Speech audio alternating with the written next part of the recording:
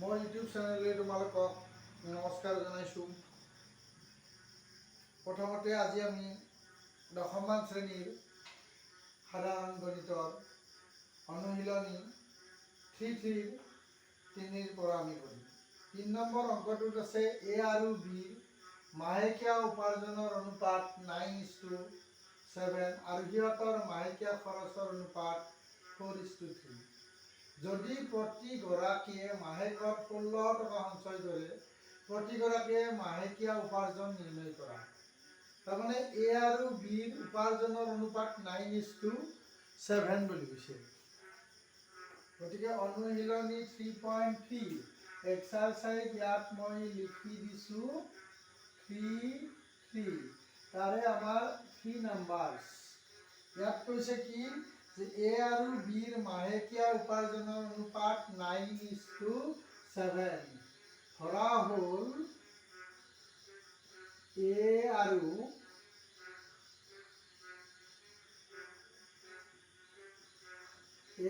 বিৰ মাহেকীয়া উপাৰ্জন মাহেকীয়া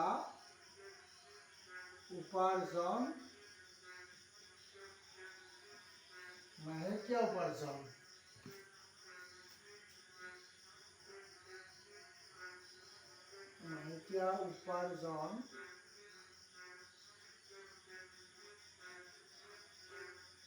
ক্ৰমে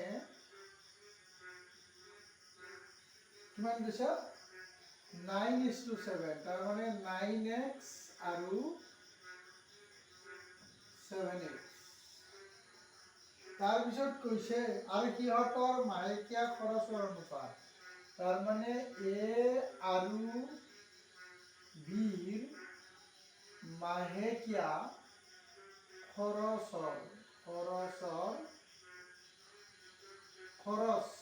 মাহেকীয়া খৰচ ক্ৰমে তোমাৰ 4x আৰু 3x। যদি প্ৰতিগৰাকীয়ে মাহেকত 1600 টকা খৰচ কৰে, প্ৰতিগৰাকীয়ে মাহেকীয়া কিমান উপাৰ্জন কৰে? তাৰমানে প্ৰশ্নমতে আমাক এইখিনি কৈছে। প্ৰশ্নমতে 9x minus 4x equal 1600 আৰু 7x minus এইটো y সমান 1600 টকা উপাৰ্জন কৰি। এইটো আমি y ল'ব। এইটো আমি এইটো মানে মিষ্টেক হৈছে y। গতিকে এই দুটা আমি সমীকৰণ সমাধান কৰিলে আমি উপাৰ্জনটো আমি পাই যাম। আমি এতিয়া এটা কাম কৰিব পাৰোঁ। 1 নং 3ৰে অপনয়ন পদ্ধতি আৰু 2 নং 4ৰে পূৰণ কৰি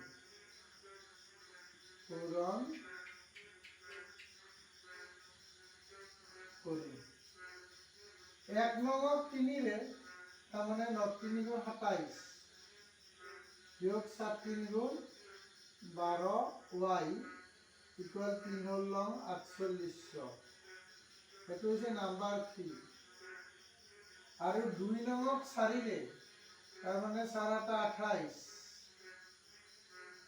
মাইনাস 7 3 12 সমান 4 হ'ল 64। এইটো হ'ব আমাৰ নাম্বাৰ 4। এতিয়া আমি অপনয়ন পদ্ধতি মতে আমি 4 বিয়োগ 3 কৰি দিলোঁ।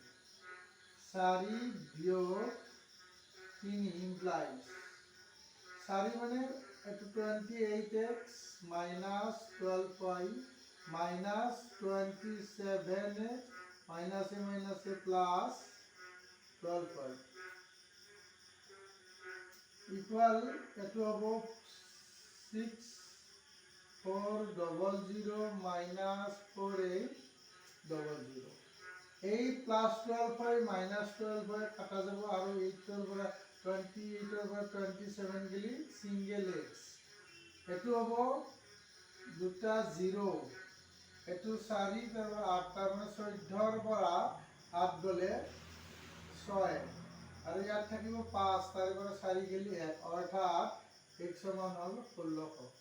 আমাক সুধিছিল সিহঁতৰ মাহেকীয়া উপাৰ্জন, এতেকে এৰ মাহেকীয়া উপাৰ্জন, এৰ মাহেকীয়া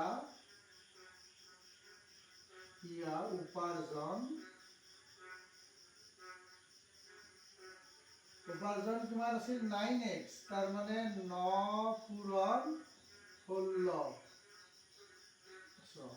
সমান 0 0 9 গুণ 54 4 হাতে গেল 5 9 গুণ 9 আছে 14,400 টকা এর মানে উপার্জন। আর বীর মাহেকিয়া উপার্জন, বীর মাহেকিয়া উপার্জনটো হব 7 into 1600 তার মানে ইয়াত থাকিল 0 0 7 গুণ 42 2 হাতে গেল 4 7 গুণ 7 হাতে 4 11 ইমান টকা হইছে বীর উপার্জন আর এইটো হইছে এর উপার্জন।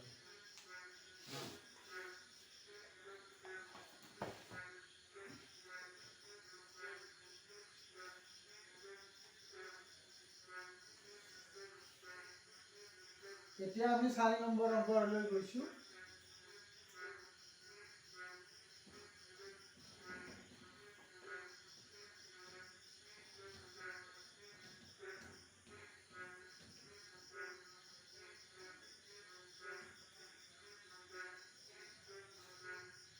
চাৰি নম্বৰ অংকটোত আমাক কৈছে যে এটা শ্ৰেণীৰ শিক্ষাৰ্থীসকলক কিছুমান শাৰীত থিয় কৰা হ'ল। যদি এটা শাৰীত 3 গৰাকী শিক্ষাৰ্থী অতিৰিক্ত হয় তেন্তে শাৰীৰ সংখ্যা 1 কম হয়, আৰু যদি এটা শাৰীত 3 গৰাকী শিক্ষাৰ্থী কম হয় তেন্তে শাৰীৰ সংখ্যা 2 বেছি হয়। শ্ৰেণীটোত থকা শিক্ষাৰ্থীৰ সংখ্যা আমি উলিয়াব লাগিব।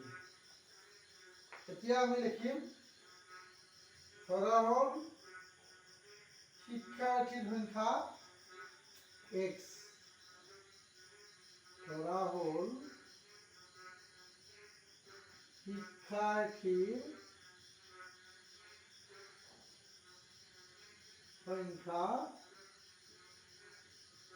কিমান x আৰু শিক্ষাৰ্থীৰ শাৰীৰ সংখ্যা আৰু শিক্ষাৰ্থীৰ এইটো শিক্ষাৰ্থীৰ শাৰীৰ সংখ্যা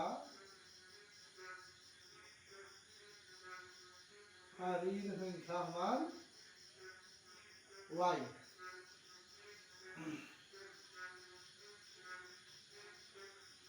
মুঠ শিক্ষাৰ্থী হ'ব কিমান, গতিকে মুঠ শিক্ষাৰ্থী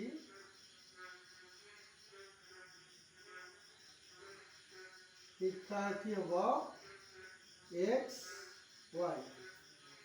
প্ৰশ্ন মতে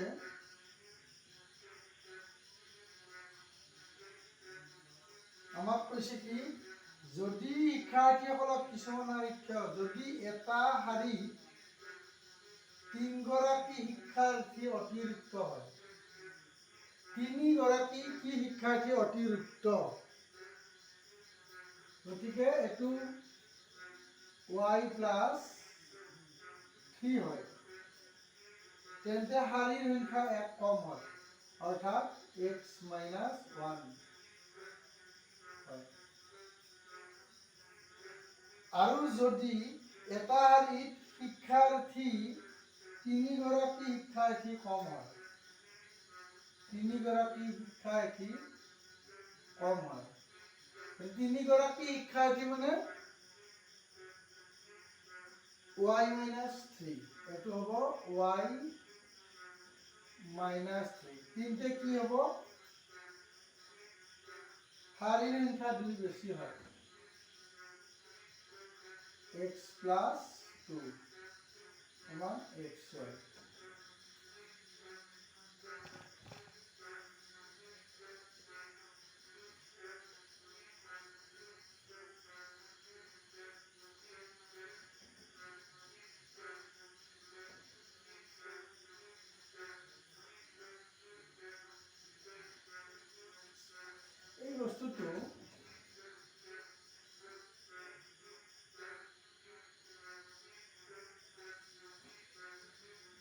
শিক্ষাৰ্থীৰ শাৰীৰ সংখ্যা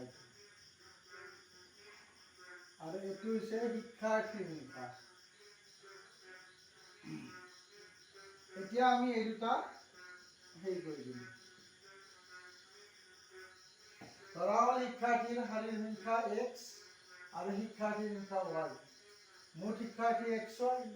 আমাক অংকটোত কৈছিল কি বুলি, যে এটা শাৰীত 3 গৰাকী শিক্ষাৰ্থী অতিৰিক্ত হয়। শিক্ষাৰ্থী অতিৰিক্ত হয়, তেতিয়া আমাৰ শাৰীৰ সংখ্যা কমে। এতিয়া number 1 implies x y minus y plus 3x minus 3 সমান xy। দুইফালৰ xy যদি কাটা যায়, এইটো 3x minus y minus 3 সমান 0, নাম্বাৰ 3 হ'ব। আৰু number 2 implies xy plus 2y minus 3x আৰু minus 6 equal xy। দুইফালৰ ইয়াতো xy যদি কাটা যায়, সেইটো হ'ব minus 3x plus 2y 6 equal 0। এতিয়া চাবা, ইয়াত 3x আছে, ইয়াত 3y আছে, গতিকে আমি এনেই যোগ কৰি দিলে কেনচেল হৈ যাব। গতিকে 3 plus 4 implies 3x minus y minus 3, এইটো মাইনাছ আহি দিব, 3x plus 2y minus 6 equal 0। minus 3x plus 3x এটা গ'লে এইটো টুৱাইছ ৱাইৰ পৰা এটা গেলি y হ'ব, minus 3 minus 6 যদি ইফালে আহলে y equal 9 হৈ গ'ল। তেতিয়া আমি আৰু x ৰ মান উলিয়াব লাগিব, y equal আমি 9 পালোঁ। এতিয়া x ৰ মানটো আমি উলিয়াম, কোনটোৰ পৰা উলিয়াম, ধৰি লোৱা হ'ল 3 নং number 3 implies 3x minus 9 minus 3 equal 0। ইয়াৰে পৰা 3x equal 12, x equal 4। গতিকে আমাক সুধিছিল বুলি অংকটোত কি, শিক্ষাৰ্থী, এতিকে মুঠ শিক্ষাৰ্থী সমান xy আছিল, xy means 4 into 9 সমান 49 হয়। That is the correct answer of that sum.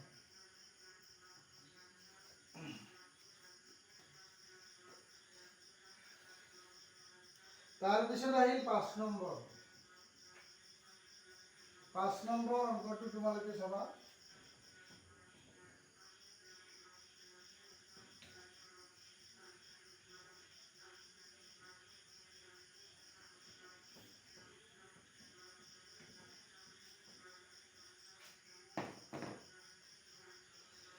যে এ আৰু বি প্ৰত্যেকৰে হাতত নিৰ্দিষ্ট সংখ্যক আম আছে।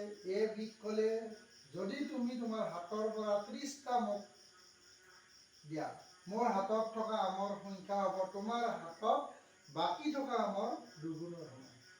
তাৰপিছত বিয়ে উত্তৰ দিলে, যদি তুমি তোমাৰ 10টা আম দিয়া, মোৰ হাতত থকা আমৰ সংখ্যা হ'ব তোমাৰ হাতত বাকী থকা আমৰ 3 গুণ। প্ৰতিগৰাকীৰ হাতত থকা আমৰ পৰিমাণ উলিওৱা। ধৰা হ'ল এৰ হাতত থকা আমৰ সংখ্যা x, ধৰা হ'ল এৰ হাতত থকা আমৰ সংখ্যা x। ইয়াত এনেকৈ লিখিবা, আৰু এৰ হাতত থকা আমৰ সংখ্যা মান x, আৰু বিৰ হাতত থকা আমৰ সংখ্যা মান y। তাৰপিছত আমাৰ প্ৰশ্নমতে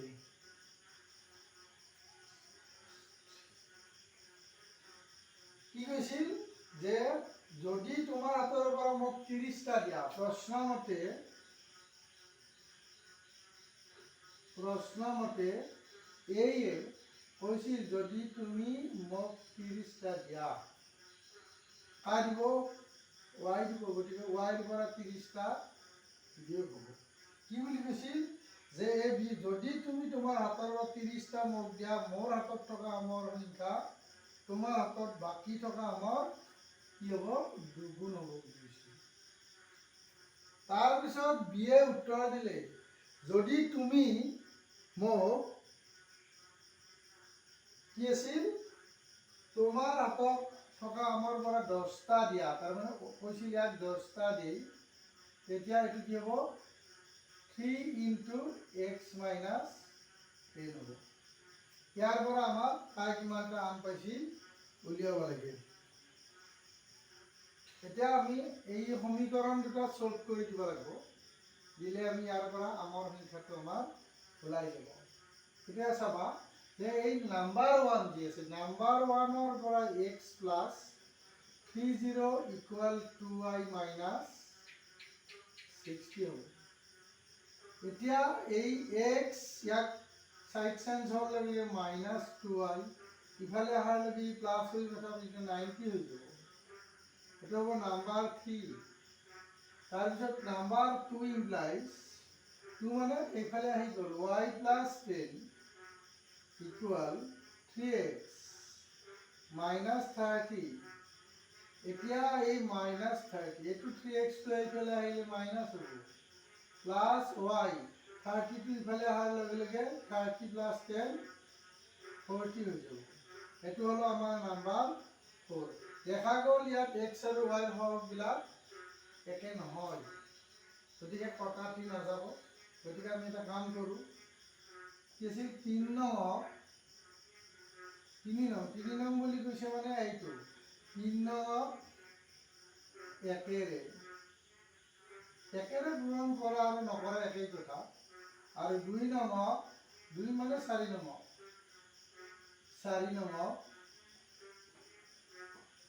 y হক 2ৰে পূৰণ কৰি আমি 3 নংক একেৰে কৰা মানে নকৰা একেই কথা। x - 2y + 90 = 0। এইটো ইয়াত 0 আছে, 0। এইটো হলো আমাৰ নাম্বাৰ 5।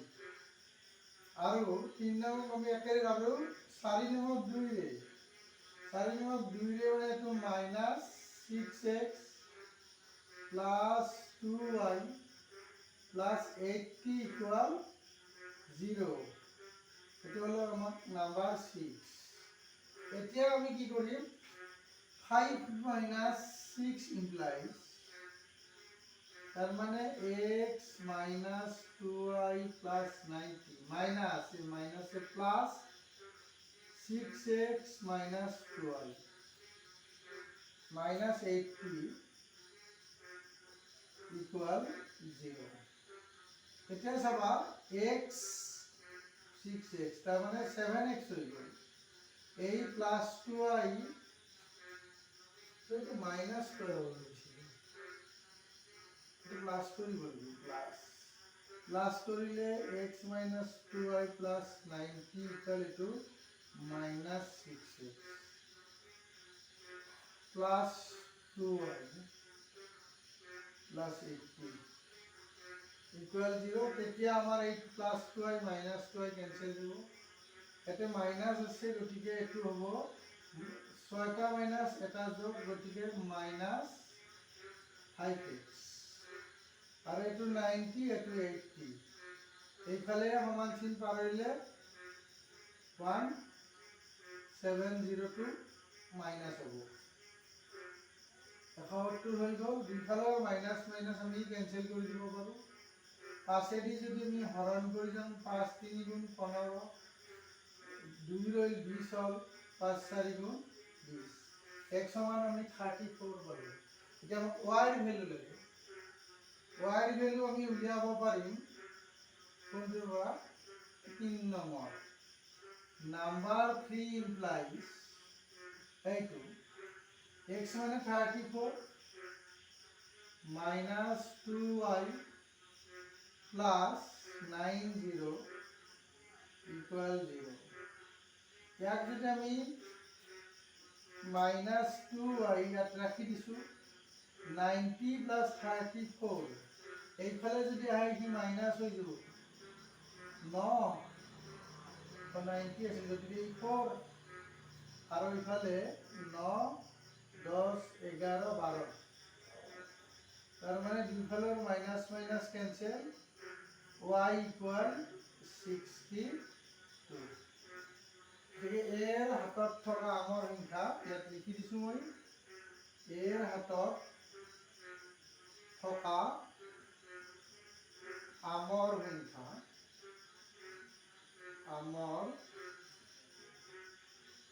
সংখ্যা কিমানটা আছিল x ৰ ভ্যালু 34 আৰু বিৰ হাতত থকা আমৰ সংখ্যা আছিল 62 এইটোৱে আমাৰ এনসাৰ